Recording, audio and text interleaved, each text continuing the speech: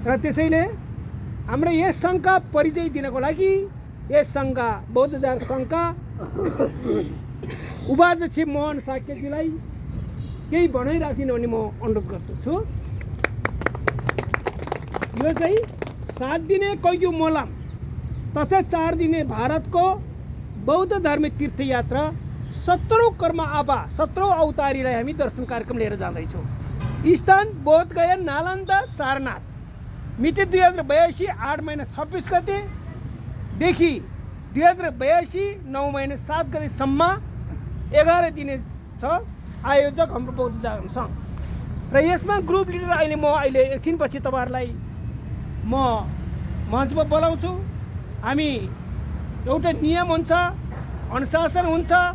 हामीले के खायो होला, के बोल्यो होला, के गर्यो होला, नराम्रो गर्यो होला, नराम्रो बोल्यो होला, नराम्रो सोच्यो होला, त्यसलाई हामीले त्याग्नै पर्छ। धर्म भनेको प्रकृतिको सत्यको धर्म चिन्नुपर्छ। हामीले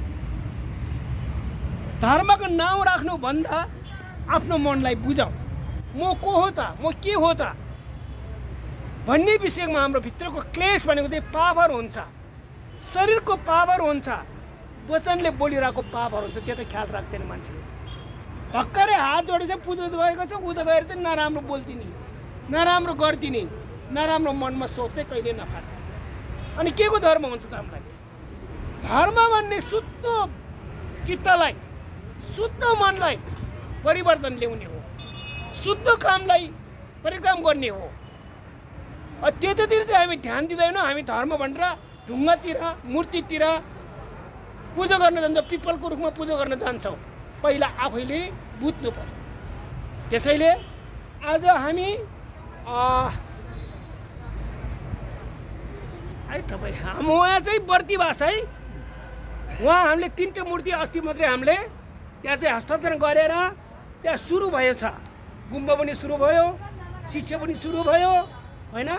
जो जसले शान्ति, जो जसले धर्म बुझ्छ, धर्मलाई पालन गर्छ, त्यो घरमा कहिले पनि अशान्ति हुँदैन। धर्म चाहिँ नबुझ्ने, बाहिरी रूपमा धर्म भन्ने, घरमा आएर झगडा कहिले पनि नछोड्ने। त्यसैले उहाँ हुनुहुन्छ यस संस्थाका अध्यक्ष म, उहाँ उपाध्यक्ष मोहन साक्य हो। यसमा साक्य, बज्राचार्य, महर्जन अनि तामाङ, शेर्पा सबै सदस्य यसमा बौद्धभित्र आस्था भएको व्यक्तिहरू सदस्य बन्न सक्नुहुनेछ। यो संस्थाले मानव जीवनको भित्रको हृदयलाई जागरण ल्याउने हो, कामै यही हो। मैले केही शब्द बोल्दैन भने मोहन साक्यजीलाई मैले बिस्तारै फेरि ठुलो उठेको होइन, मैले बिस्तारै सोध्नु है। सबैलाई तहसीलले नमस्कार। आज यहाँ उपस्थित भएका सबैलाई मेरो शुभकामना। हृदयदेखि यो संसारको महत्त्वपूर्ण दर्शन देखाउने भगवान बुद्ध, उहाँको जुन सन्देश दिएको ठाउँ छ चाहिँ नि हेर्न जानेको। त्यसैले त्यहाँको महत्त्वपूर्ण ठाउँ भनेकै बोधगया हो। बोधगयामा सबै भित्र पर्छ। सबभन्दा महत्त्वपूर्ण त्यहाँ चाहिँ नि 6 वर्षसम्म ध्यान दिएको ठाउँ लोडुकुवा त्यहाँ अति महत्त्व छ। अनि नालन्दा विश्वविद्यालय जुन अशोक महाराजले बुद्ध धर्म, सत्य धर्म र दर्शन प्रचार प्रसारको लागि उहाँले जुन चाहिँ नि विश्वविद्यालय बनाएर त्यहाँ चाहिँ नि पढ्ने, लेख्ने, ज्ञान गुण दिने जति पनि अहिले चाहिँ नि पुस्तकहरू छ त्यहाँबाटै प्रकाश भएको छ। त्यसैले त्यस्तो ठाउँमा पनि सबैले चाहिँ नि त्यहाँ देख्न सकिन्छ।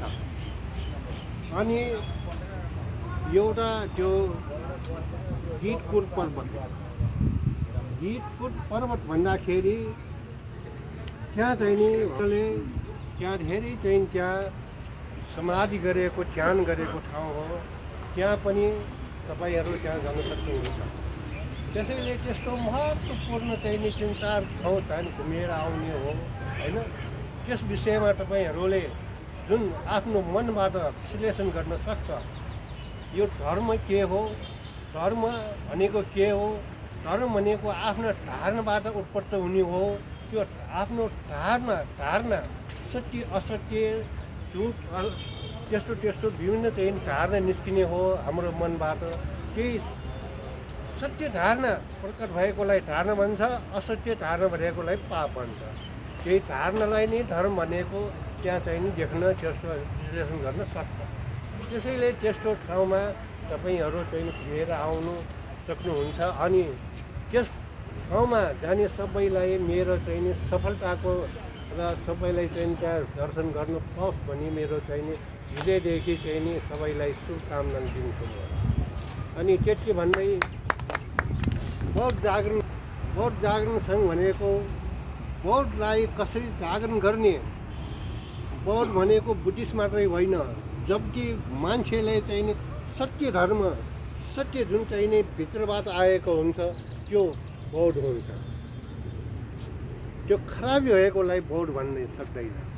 त्यो भित्रैबाट उत्पत्ति हुनु राम्रो चिजलाई त्यसलाई चाहिँ नि बौद्धिक भन्छ, त्यो बौद्ध भन्छ।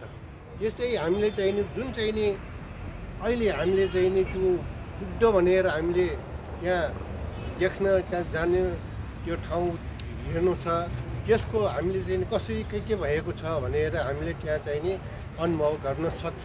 अब त्यही नालन्दामा हाम्रो चाहिँ नि परम सम्भव पनि त्यही चाहिँ नि परेको हो है। त्यहाँ पनि विभिन्न ठाउँ छ। त्यसैले त्यहाँ सफलताका साथ चाहिँ नि हेर्न सकोस् भनेर मेरो धारणा यति भन्ने।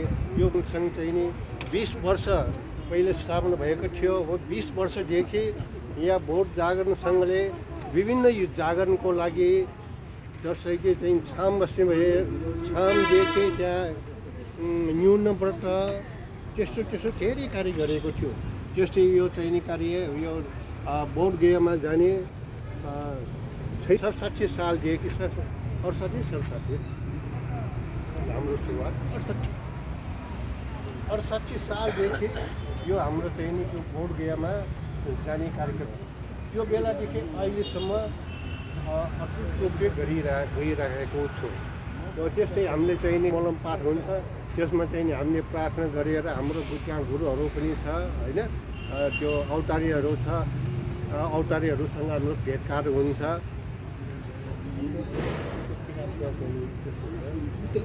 खासमा साथीको मलम बुटुलाई सर्ना 3 ठाउँको योजना रहेछ। यो चाहिँ त्यहाँ दिने हो, त्यहाँ दिनलाई 50 रुपियाँ छ।